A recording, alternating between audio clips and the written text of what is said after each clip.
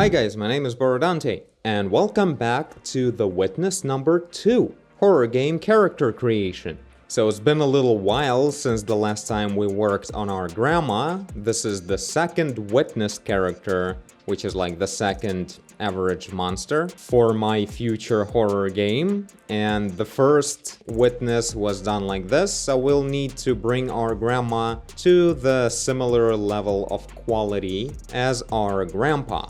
So let's go ahead and do that. I like the work I did on the dress last time, with this proper stretching of the cloth. In terms of anatomy, I have one thing to fix here. Like, I can see in the concept over there that we did using AI assistance, in the armpit it has this nice narrowness and then it gets wider in the forearm. And in here we have like very even thickness everywhere. While I do like it in terms of having like this fat shoulder of an old lady, you know, with the metabolic syndrome and everything, it doesn't mean that on this side, like it can be fat but flat in here. So we can really bring this armpit a bit higher like this. It will look kind of weird and unnatural, and I want to have that a little bit, specifically in this area. Now, a little bit of definition on the shoulders wouldn't hurt. So yeah, pretty much today we just define a more precise geometry on the anatomy of our grandma. That is something I'm doing on this channel, while in parallel, I am working in Unreal Engine, developing the actual level. Like, obviously this is not a big scale portion of it, but I'm taking advantage of the world partition technology in Unreal Engine 5, which is totally taking care of a lot of very complicated world building, game development things that I wouldn't have any idea how to do in Unreal Engine 4 myself. So I can just go ahead and build any complexity of a landscape and do whatever I want with it. So far, this is like the first little beginning of the level where our hero John suddenly realizes that he's lost while he was just in this park really close to like downtown, like to the center of the city. And this is just some tests I did with all kinds of lighting, but yeah, generally this is the way the location would look like. And while not particularly in here, but our witnesses will be encountered in a similar location. You know, it's all super unfinished, of course. This is super blank and bold and like nothing's really going on. It's just trees and one mesh for the ground with some weird textures going on so far, but that's me, you know, learning and doing things at the same time. So yeah, a lot of work needs to be done here, but is getting pretty solid in terms of like I can see how I'll be able to do all of this in a pretty nice fashion. So yeah, somewhere around this kind of locations, there would be a certain barn or a farm or a shed. And somewhere next to it, John will encounter a very weird farmer and his wife. That's all I'm gonna say about that. But for now, let's make sure this encounter will be something to remember.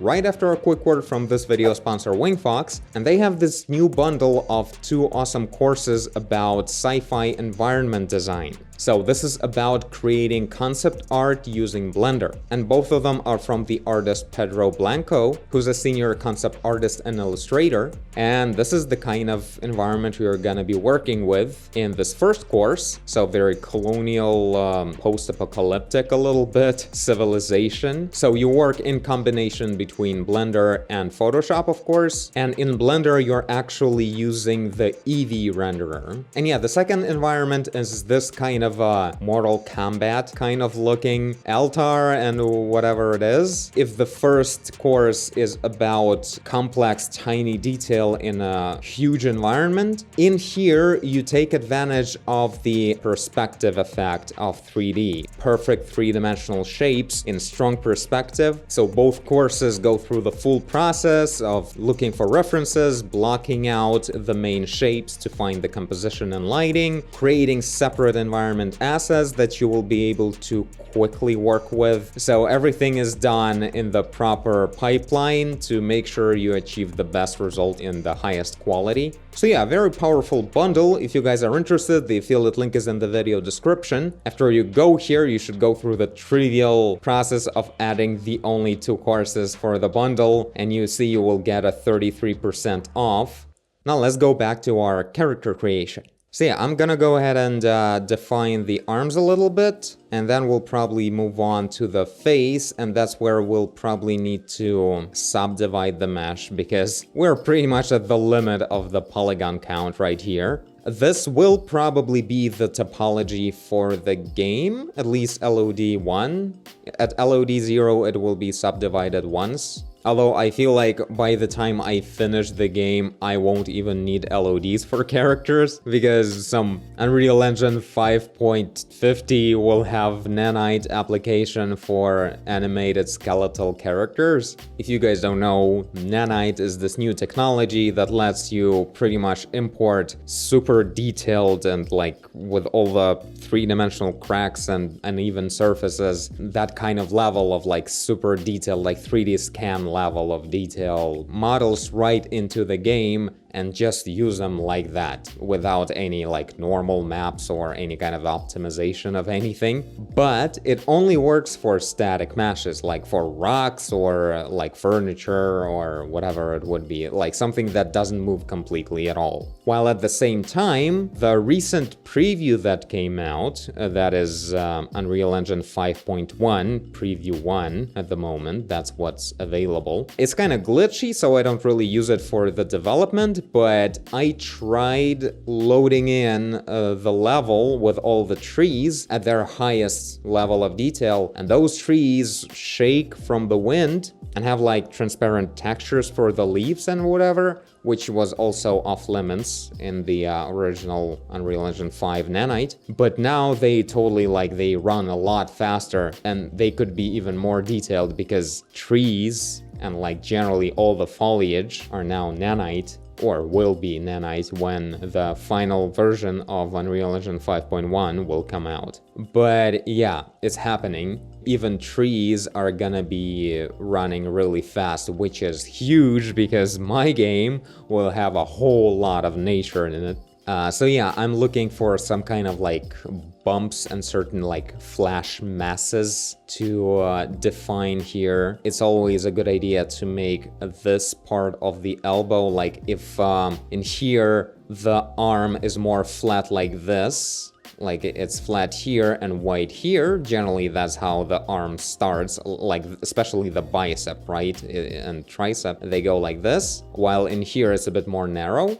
Generally, if you're going for like to find the shape of the arm. In the elbow joint, that's where it starts going perpendicular to that, so you can go ahead and switch to it. The only thing is my arm is like twisted. I think it should be a little bit at the angle, so widened a bit like this, and like at this angle, not vertically, something like that. And yeah, it just kind of keeps going there. And since the hand is turned horizontal like this, that means the 2 bones of the forearm are twisting in order to have that happening. Like that flatness, it goes from being here to being here and then to being flat in here, and that's how we have the flat, like it's thinner this way and wider this way. I gotta say though, a lot of people keep like warning me like, oh, you don't know what you're starting here, like a 3D game on your own is like super hard to do. You should tone down your ambitions and everything. Like, nah, it's going pretty well. Meaning, I know it's hard, but it's hella fun, and I'm not rushing anywhere. You know, I finished 1 character, that's an achievement right there. Now I'm gonna finish another one, and I'll make, you know, the first location looking really awesome. And Unreal Engine 5 is gonna make things a lot easier very soon, while it already made them a lot easier as well. So things are going pretty well on that part. So in here, I'm going a little bit like transitioning into the armpit, just like that. So a little hole right here.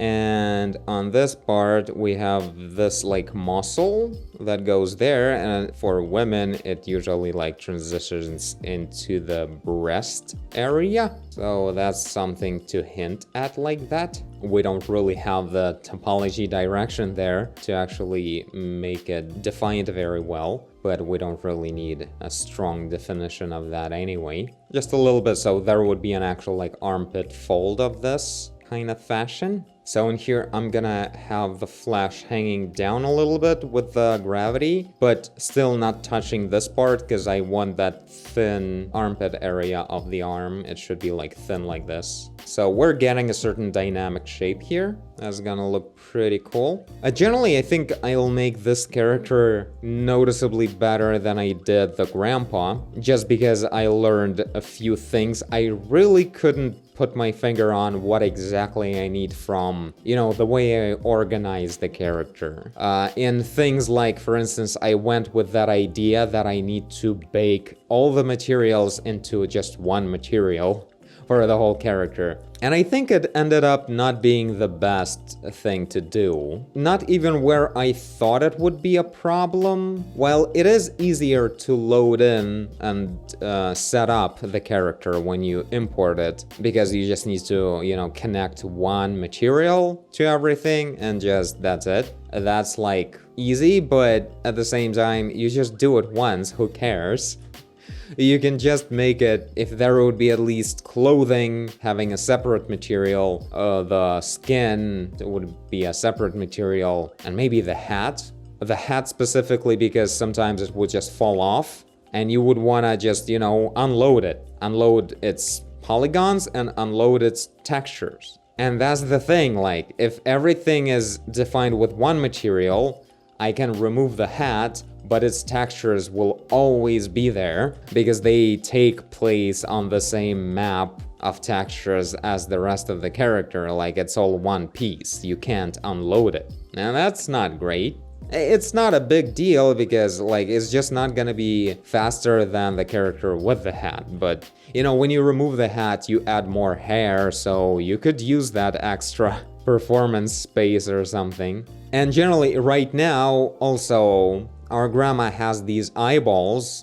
Guess what? If you look at the textures of this eyeball, like here it is, it's witness LOD1 albedo.png, and here's the eyeball, and at the same time, I have to like have the whole rest of Grandpa Witness loaded in just for the eyeballs, which is like, it's a temporary thing, I just didn't take care of it, but generally, if I would just want to show a grandpa's eyeball fall out and just remaining somewhere, just to show that one eyeball, all the textures of the whole grandpa would need to be loaded in, which is not the way to go. Like certain things, if they're like separate objects, separate things that could be used separately, could be taken off or would fall off at any point, like they're that separate enough to have that possibility, it's a good idea to use separate materials for them, so they would be, you know, defined separately.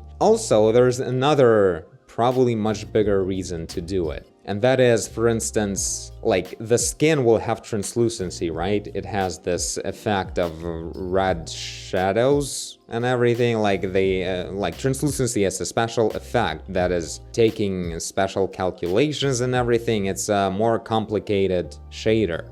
And in games, it like matters a lot. And at the same time, there's also on the grandpa, there is like a torn piece of cloth, like a shirt that is torn and has like these holes that are using alpha texture. So they are transparent shader. And those two things are two separate things that could be used or not used in a shader. Also, the eyes are glowing, and some buckles and little holders on the suspenders, they're metallic.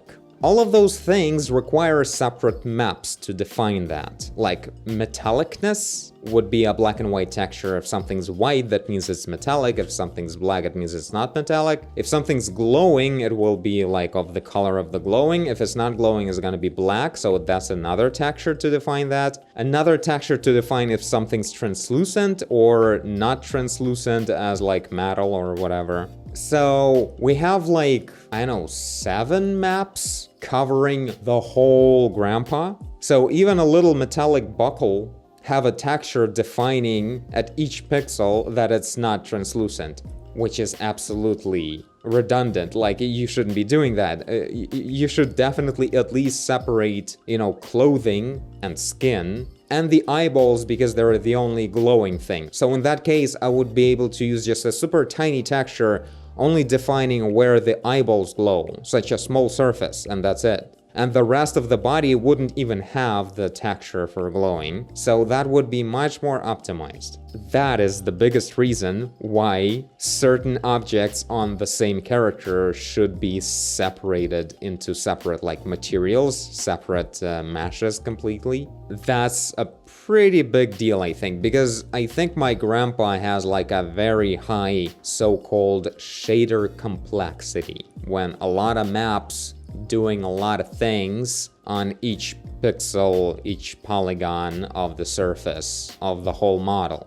Everywhere, nothing is simpler, even though it's not taking advantage of certain maps or something like that. So I'll probably rebake that kind of stuff and, separate grandpa into separate meshes. The hat, the eyeball, the rest of the clothing as one bigger thing, and the skin. And yeah, that's where I'll get the version of these eyeballs that won't have the rest of the whole grandpa loaded in at all times. Okay, a little bit more hanging right here at the bottom, and I think it's looking pretty good.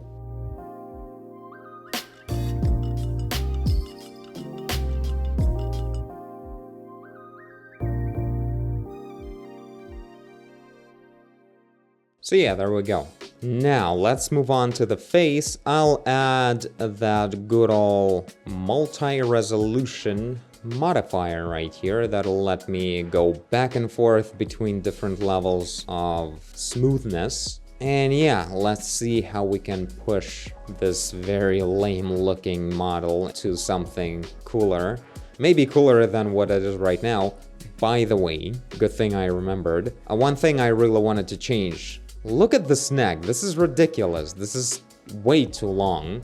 For a human in general, probably too long. But for a grandma, she definitely needs to have almost no neck. That's the way human spines work, apparently. So let's go ahead and do just that. I'll probably just use normal polygons. So I'll select the head and something like that. Yeah, only more careful. I guess from the side would be the best way to do it. Push that. Oh yeah, this is looking so much more like a grandma immediately. Look at that. It was some kind of weird, have no idea what it is, kind of mutant before. I mean, this is not perfect. I mean, it's a good time to do all this since we're not perfectly certain how we want things to be anyway. So yeah, the hair as well. And this is almost just a placeholder, not a real hair anyway. So yeah, on these eyeball sockets, I kind of go for making a little bit of extra space here and there, to show holes in there, some kind of darkness in there. Since these eyes are not actual their eyes, the witnesses are not actually these grandpa and grandma. The witnesses are the ones who are controlling their bodies, so to speak, or their souls or whatever. It's you don't define it with words. Yeah, so back to subdivision again, after we shortened the neck. Now it's gonna be a bit more fun. So the reference is right there. Let's search some bumps. Maybe we should even subdivide another time.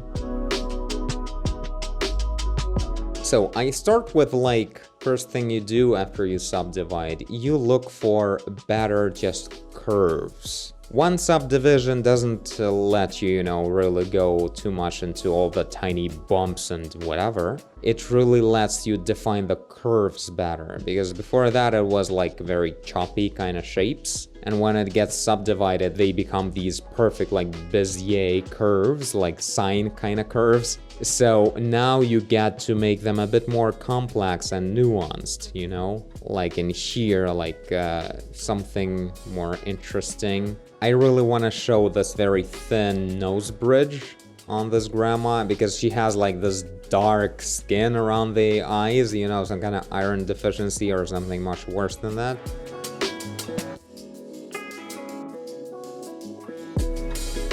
And yeah, since we, I think more or less were smart about defining where the curvatures are going, like in here, it's generally still the automated quad remesher topology, mostly. But I added some extra stuff, like for instance for these bumps, that's my work, on top of what quad remesher did. So this kind of bloating will give a nice shape here. Oh my god. And yeah, these polygons right here, they were really much denser than the rest of the skin. But now I get to like blow them out like this. Oh my god, this is disgusting. I mean, I would tone down another one. Some like this, I guess. Also maybe move one to the left, one to the right, something like that.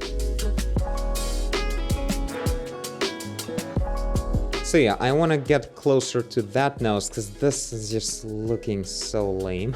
Like, it's alright, but the reference has a little bit more of that just realistic and better result than just this basic, just ugly. It's not about ugly, it's about like actually looking like that realism of a grandma, not a fancy grandma. And yeah, we got these polygons just right in here to define this nice fold. And I'm making sure I find a lot of these like masses. You see how it looks like these bumps. This is another bump. And on the chin, we need to do a lot of that work as well. So there's this special place right here for this extra bump. Let's use this blob. A perfect name for the brush to work on the grandma. So that's a bit too much.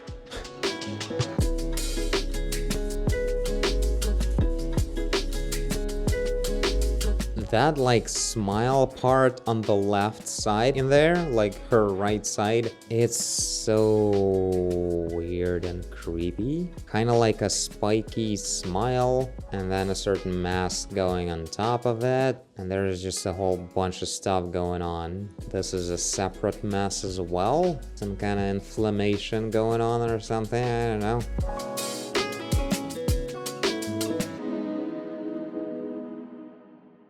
So at first I find all of these bumps. Now I guess that will be my strategy, and then I'll see overall at the composition of this face and see what I can do with all these masses,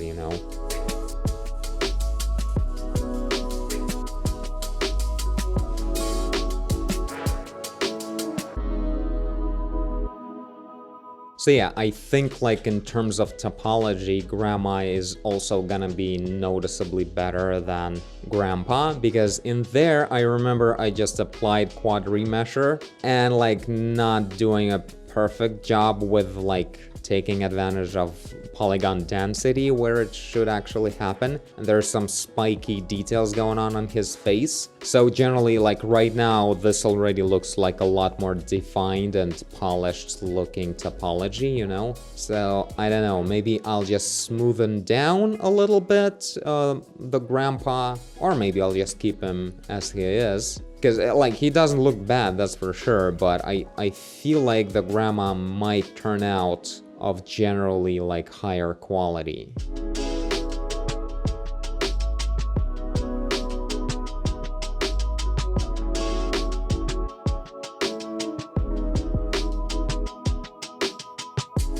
So we can use this really strong definition on the, what is this gland called?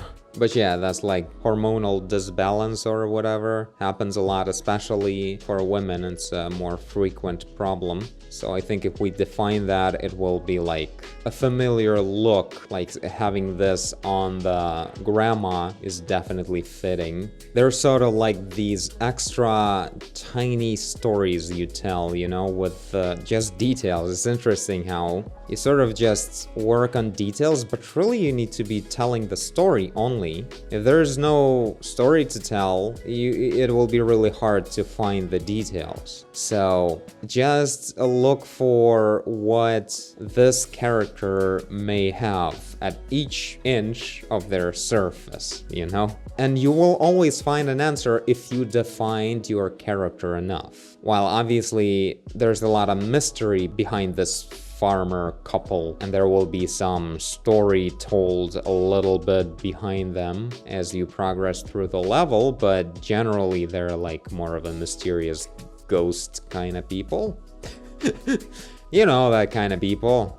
Don't you hate it when ghost people are around? So yeah, I'm making actual folds around the eyebrows, because that's kind of the way they look on the reference. While maybe the AI was confused about, you know, showing dark eyebrows and confusing them with like a shadow, so that's why they kind of look like folds. But I like that idea, and I remember in my like experience, certain women, especially like older women, that would have certain health issues or something. Sometimes they have this like bloated face, and somehow it's around the eyebrows. I don't know why. Maybe not, maybe I'm confusing it with nipples, but I just like the idea and I want to go with it. So in here, there's this broad, flat surface like this, a lot of it. It's very like dissolved almost, and I'm gonna keep it that way. Maybe add some kind of moldy texture on the edge. But generally, there's like no bottom eyelid on this eyeball at all. On that one, there's some kind of mass that's supporting the eyeball. In here, it's completely going down. And yeah, I mean, the reference doesn't have eyeballs at all, but we know we gotta use our eyeballs for the witnesses. Also, by the way, the design of the eyeballs is not set in stone yet, especially in terms of the colors. I'm like not a huge fan of it so far. I like the shape, the shape of the hole. It's pretty good, I think. It's interesting. But the colors and the fact that they're like having this glowing just edge, kind of cringe a little bit, I don't know. Oh wow, she got a lot fatter. Well, mostly because of that, and it wasn't really defined in there. I don't know, maybe I tone it down because it's really changing the look. I want more of the old look than the very, very bloated look. And here I can see, like on the reference, I can see like a little bit of these like neck wrinkles going on, kind of like that. So we can go somewhere in between, like the transition between the two, although it's always a little trap that you can get into, especially in like projects that are, you know, supervised and approved by a lot of people, and our directors always like, well, we need her to look like this, but then also we need to do this and that, and, you know, give a hint of this. And in the end, it's just a blend of everything. It's not actually anything. Like such an averaged down look, very washed down. And in most cases, it's actually a good idea to just go with the one thing, like decide this is like an old grandma, not necessarily bloated grandma. So yeah, she has a lot of these bloats, but they're all like flattened down like this. Like they used to be bloated, but then they fell down with gravity because old. And that's kind of the look. So it's a good like sequence of actions to do. Like at first you blow it up and then you deflate it, like push it flat a little bit. Also, I really don't like how she actually has like this like DreamWorks pictures every 3D animal cartoon expression. Like, that's not what I wanted for sure. It needs to be distorted to the point where we don't really get to see what her eyebrows are telling us. And right now, it kind of looks like she's actually doing the thing.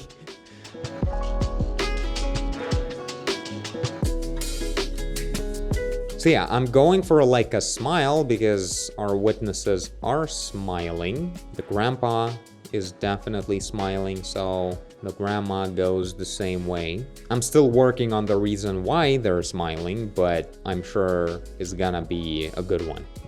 Like, I have a good reason in terms of developing like the recipe of the fear I want to provoke. But yeah, it will be all connected to that backstory that's more or less developed. But yeah, this detail needs to be connected to that as well, like why they're specifically smiling.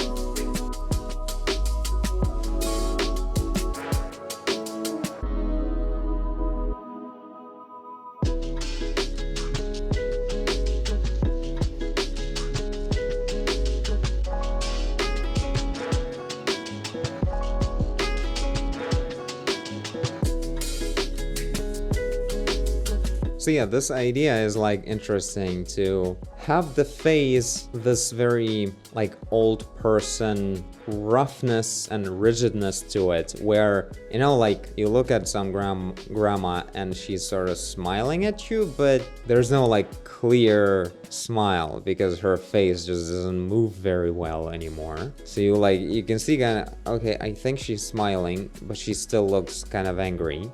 Like that angry face is stuck in there at all time. Or not necessarily angry, but it's just like very rough bits of face. Like you see it's a smile, but certain parts are so deformed that sometimes you look at a detail of that smile and it's just not a smile in there. That's kind of interesting, like to have the face roughened down so much that it's barely showing the expression. And mostly I can see, like right now I need to fix this in here. I have the smile that goes like from the up, in the middle it goes lower, and then going up at the corner again. So this basic like actual smile direction. Many old people have like this like almost upside down smile because of all these masses going down. And you see her smile is almost like completely flat. It doesn't really curve up. So this stuff goes down. Even though there are all like kind of wrinkles of smiling in place, the actual direction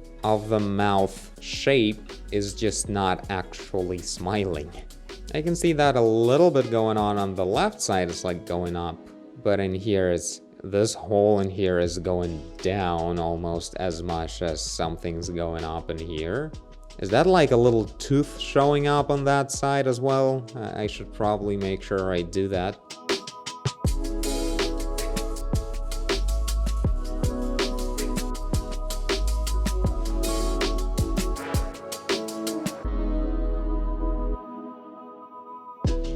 Oh my god, some kind of balls on the chin.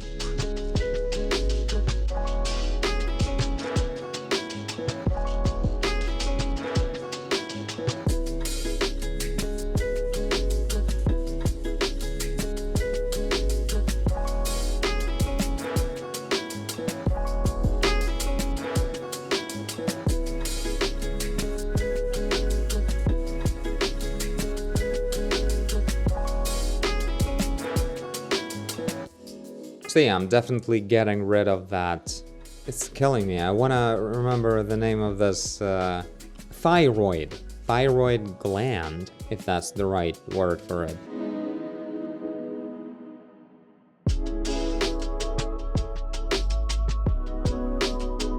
Oh my god, that's some neck. Maybe a bit too much in some places. Let's have this little bit just hanging there.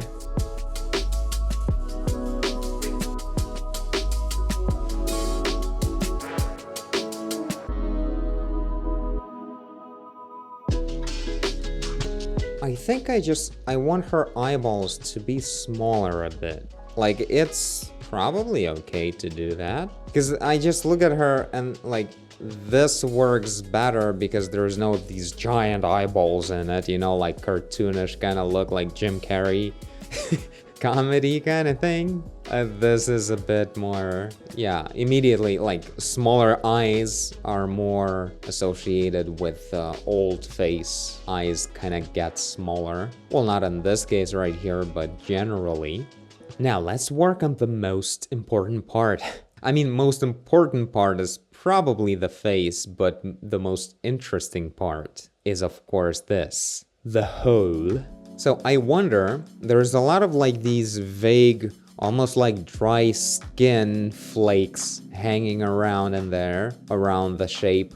And if I just go with this mesh in here, you know, just sculpt it in, it just won't look like that. It will look a lot more like solid and simple. So I'm thinking I will be adding like little cards, like the way faster kind of hair is done, right? With like flat polygons with transparent textures on them. So adding those like here, but to show these extra skin flakes. That's definitely something to do here to achieve that look that breaks beyond, you know, just a polygonal mesh. Something everyone's used to seeing. If you really go for a certain idea, just a solid surface shouldn't stop you. It should go more complex than that.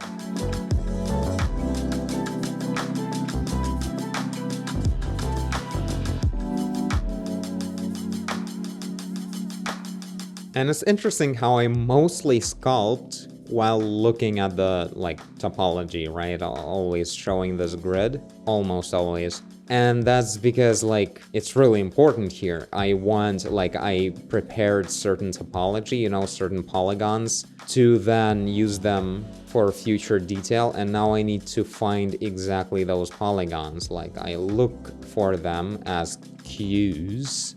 I don't think I'm gonna be pushing too much inwards. Like it kind of should go inwards more, but there's no point. I'll just paint it black and remove any reflections from there, so it will look like a complete black hole, which is exactly what we want it to look like. The way I do it with the nostrils as well. You paint it black and remove any reflections, so it wouldn't look like a surface and would just look like a deep hole that goes who knows how deep inside. Oh man, that's looking good. I really like the complexity of this inwards walls of the hole. Is like the most important part.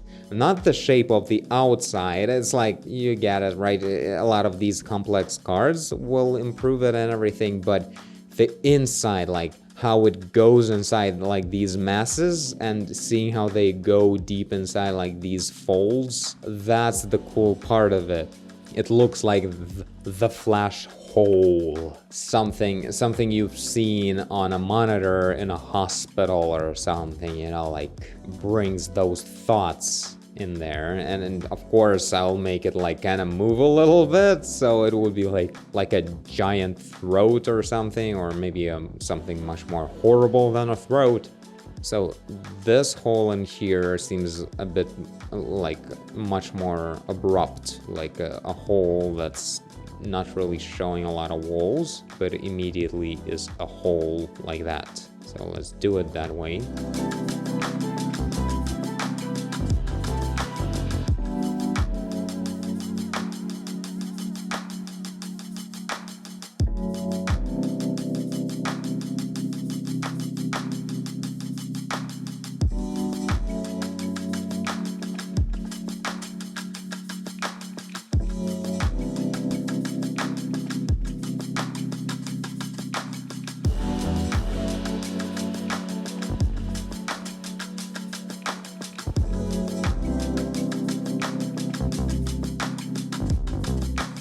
Alright, looking pretty cool. Still wanna see more about the face. I feel like the main thing that will drastically improve the face is like texturing the colors. I want that dark violet color around the eyeballs, and definitely, like, I'm changing the colors of these witness eyeballs. They're gonna be much more like pale and harsh kind of colors. Some higher contrast on the lighting to see how the shape works.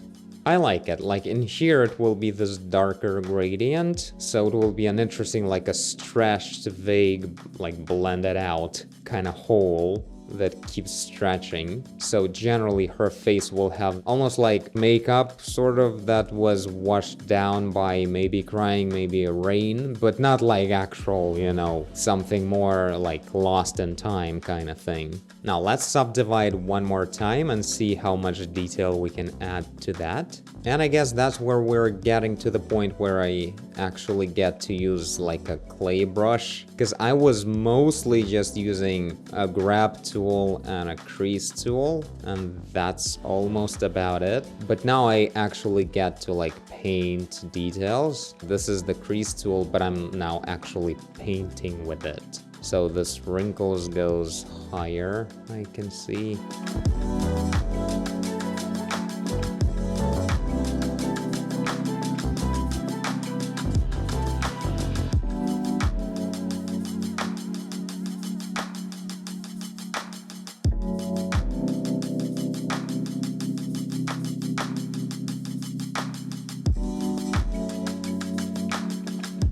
And thank God I'm using multi-resolution to sculpt. Like that's one of the big benefits of sculpting right in Blender, or like maybe modeling the whole thing only in one app, like maybe only in ZBrush. Because using a multi-resolution object, you can easily project all those normal maps to fake the geometry on a much simpler version. Very easily, like if I would have to project on a separate mesh this like super tiny fold in here of the mouth, or maybe some details in here would be a problem as well. Like it would be impossible to get good detail in this like super narrow area.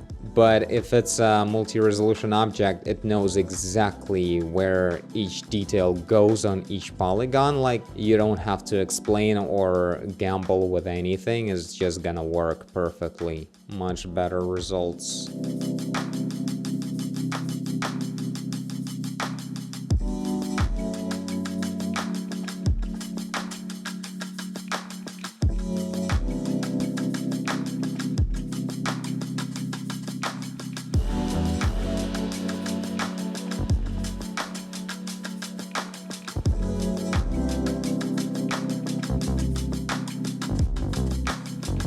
Interesting how when you move to the next subdivision level, you gotta have to like move your attention from like the bigger features to smaller ones. And it's interesting, like at first I'm like, wait, what do I do? It seems like I defined everything, but no, now you have to think on a smaller scale, and you will see a lot of new things to work on. So yeah, this little, I think people call it like a rabbit lip, but I feel like it's kind of an offensive way to call it. I don't know how it's called, but the Joaquin Phoenix lip. Although he doesn't really have that, he just has a little scar. It used to look much stronger, I think, when he was younger. Right now it's like just like a wrinkle that's in the scale of the rest of his wrinkles, it doesn't even look that much. Maybe he did something to it to make it a bit, easier. I think it was stronger before. Not like this strong, but... So yeah, right now we're definitely not at a game level detail of like topology. I mean, if it would be possible to use nanite on a character, then yeah, it is. But generally for games, you don't do this kind of level. You project normals to fake all those details on a simpler mesh. The last in-game level of detail, I think it can be this, but like LOD 0, just for a cutscene, for this level of close-up, when you just show the face. And yeah, we need to definitely apply base, to see the actual details, same details at a bigger distance. Right now it may look like, oh my god, that's so not working, like these details are so not there.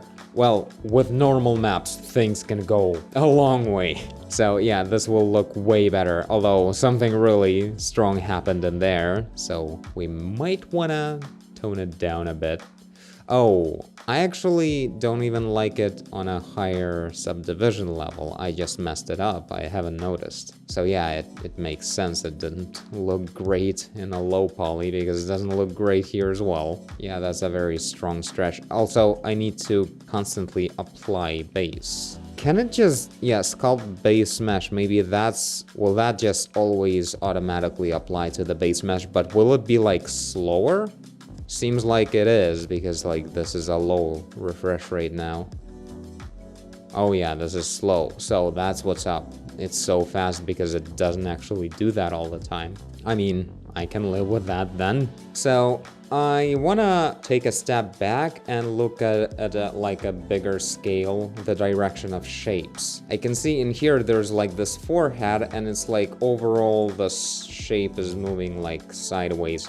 And in here it's like not really having that. And I feel it just works better in the reference to this part. Almost like a hole a little bit in here on the head or something like that. Should probably hide the hair. Wow, that looks great. She looks like so many different characters at the same time now.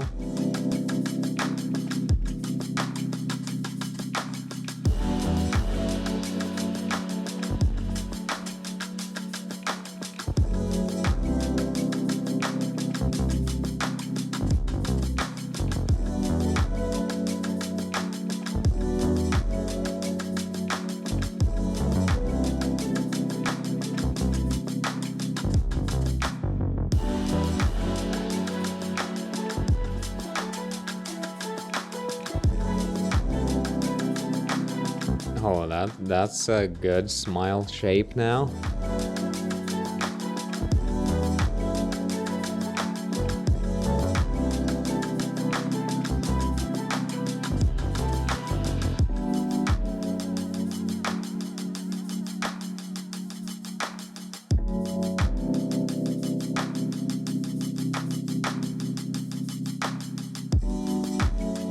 Interesting point. Like, if you want to show like a little extra detail, that would be like a wavy crease in here, like a wavy fold. You don't just grab, you know, a brush and draw a wavy fold like this, because you will have polygons going all kinds of ways because of that. So what you need to do is, first you need to respect the topology, so you make a line along the polygon direction, and then you grab the move tool, and that's where you shape those around. And now you have the topology moving exactly along the shape of your wavy crease. Just realize that I've been doing that a lot, and that's kind of a thing you can mess up easily.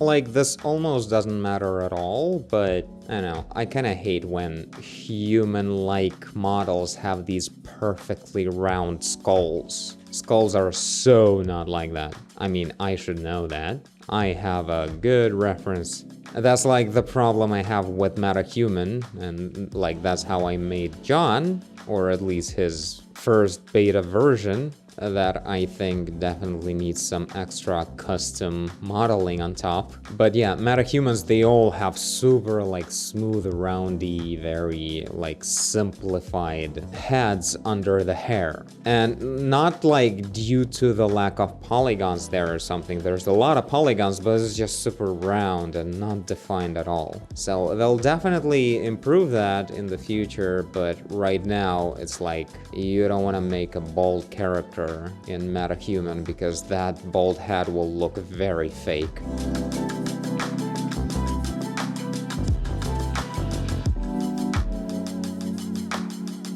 So yeah, something like that at least, especially considering what the rest of the face looks like. I'm really liking the way it's shaping up. I don't know, I feel like the next level of subdivision would be almost like the texturing level. I would be using here much more like maybe texturized brushes with alphas. Well, not everywhere, but in many cases.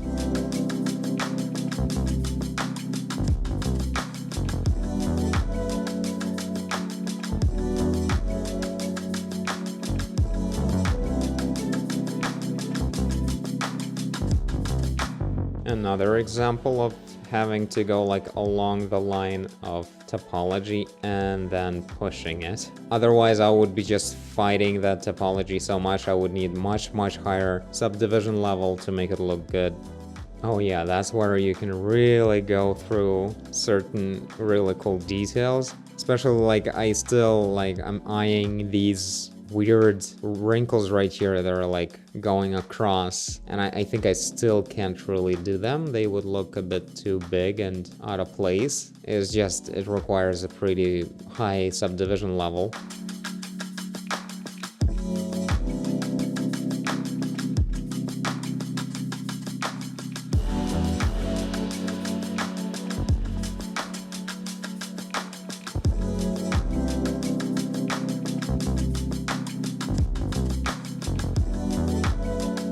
I just realized I made the same lighting on her as I have.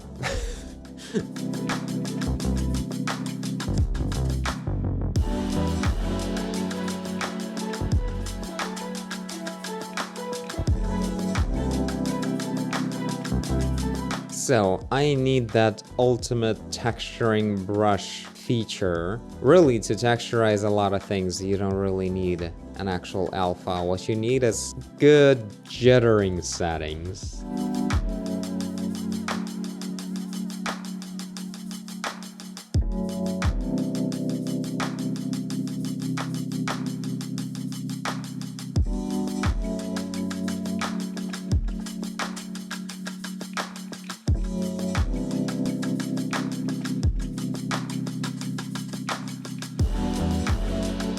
Now I want to leave the inner surface fairly smooth, even though on autopilot I would definitely go all over it with this crunchy brush like this, introducing some kind of texture.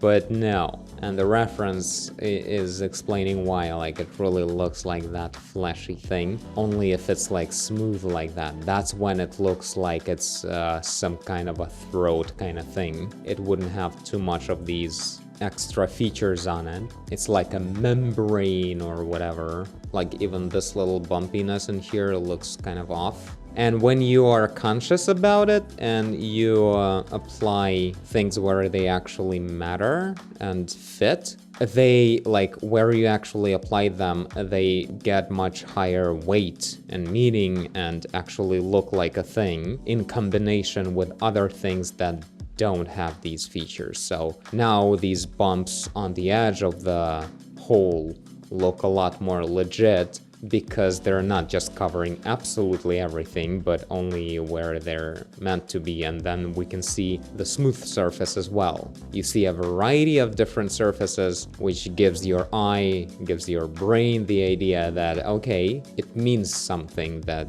this one is bumpy and that one isn't. I'm talking about like the rhythm of details here. It's not like trying to fake the understanding of what the hell you're doing at all with your character, but I'm talking about just like you need to think about this level of distribution of details as well. Like you can translate the logics of the way you detail your character in many ways, and this is one of them that also matters a lot.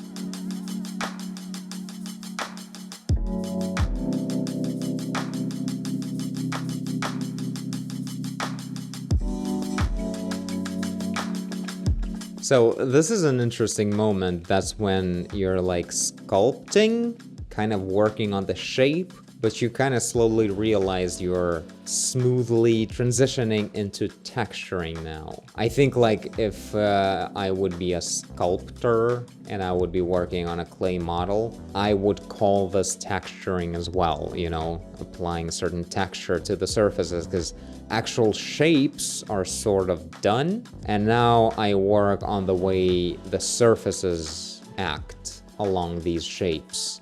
And interestingly, all of this will definitely go into the normal map, so it is indeed texturing, and it will be combined with more details like fake normal map details that I'll add in Substance Painter, that is. Oh wow, that's a bit too strong.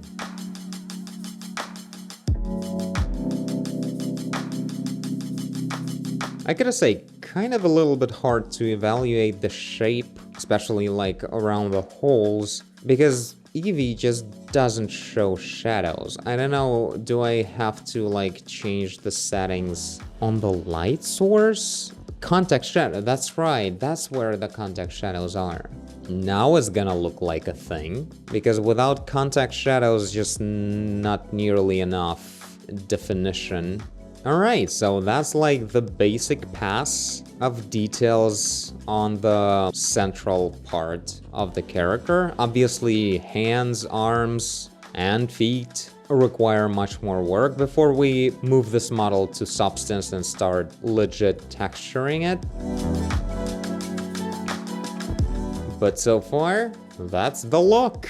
I feel like this is like much closer to the way she's gonna look in the game, especially with the context shadows. It's a pretty close look to what Unreal Engine looks like. Well, kind of. There's no actual indirect lighting in here when there is one in Lumen technology of Unreal Engine 5. But yeah, before the next episode that I think I wanna put out relatively soon, so I want this character ready in the near future, so you guys can look forward to more grandma soon. In between the episodes, I'll work on like tiniest details. I'll add at least one extra subdivision level, so level 4, and really add like tiniest bumps and whatever, something I can't define so far in here. But generally just more work. Obviously, like on the side, the head is mostly smooth. I worked a little bit in here, it's looking kind of cool. But yeah, a lot more around the eyeballs, like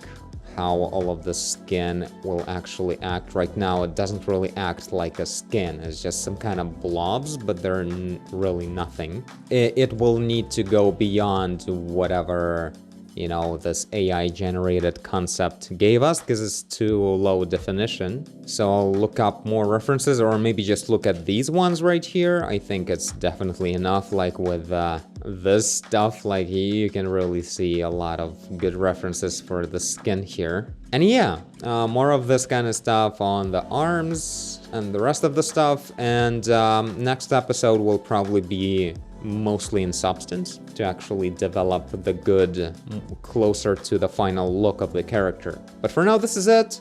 Tell me guys what you think, and I thank you all for watching, and we'll see you in the next video. Bye! Like, I was always thinking more like this kind of eyeballs. And of course, the changes to the actual glowing part should take place. I don't know. I still need to search for it, I guess. It's just olives. Always looking like olives. Yeah, it's just the contrast that I don't like. It shouldn't be just such a perfect infinity ring on their eyeballs. We'll find it.